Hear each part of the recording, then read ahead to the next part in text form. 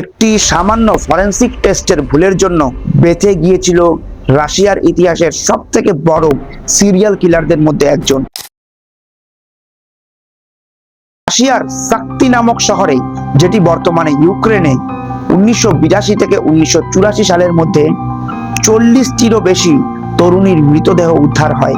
এদের বেশিরভাগেরই বয়স ছিল 19 থেকে 24-এর মধ্যে। শুধু এখানেই থেমে যায়নি, তারপর 1990 সালের মধ্যে আরো 12টি মৃতদেহ উদ্ধার হয়েছিল এই একই শহর থেকে।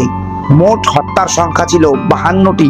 বেশিরভাগ দেহগুলোই উদ্ধার হয়েছিল এই সাক্তি শহরের একটি প্রত্যন্ত রেল স্টেশনের আশেপাশের জঙ্গল থেকে। এই সিরিয়াল কিলারের একটি বিশেষত্ব ছিল, সে মৃতদেহগুলো নাক, কান ও যৌনা ছুরি দিয়ে কেটে দিত। প্রথম দেহটি উদ্ধার হয়েছিল 1979 সালে এবং শেষ দেহ উদ্ধার হয়েছিল 6 নভেম্বর 1990 সালে। এটি হলো সেই মহিলা যার মৃতদেহ উদ্ধার হয়েছিল 6 নভেম্বর।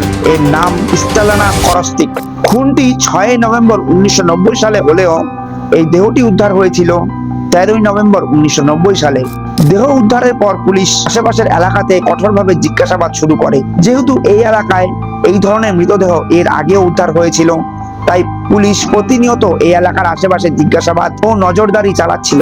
প্রায় 15 জনের বয়ানের উপর ভিত্তি করে শেষে গ্রেপ্তার করা হয়েছিল আন্দ্রেও চিকাজেলো নামক এই ব্যক্তিকে। 1990 সালে এই 52টির মধ্যে কোনো একটি হত্যা মামলায় তাকে গ্রেপ্তার করা হয়েছিল, কিন্তু সেই সময় ঘটনাস্থলে পাওয়া যাওয়া রক্তের নমুনার সঙ্গে তার রক্তের নমুনা মিলাতে পারেনি ফরেনসিক ডিপার্টমেন্ট।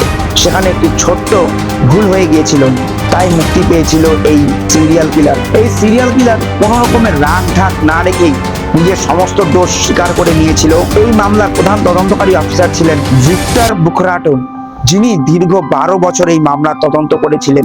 এই হত্যাগুলির মূল উদ্দেশ্য ছিল যৌন নির্যাতন। অবশেষে 14 ফেব্রুয়ারি 1994 সালে এই আন্দ্রে চিত্রকালোর মৃত্যুদণ্ড কার্যকর হয়। চ্যানেলটিকে সাবস্ক্রাইব করার জন্য আপনাকে ধন্যবাদ।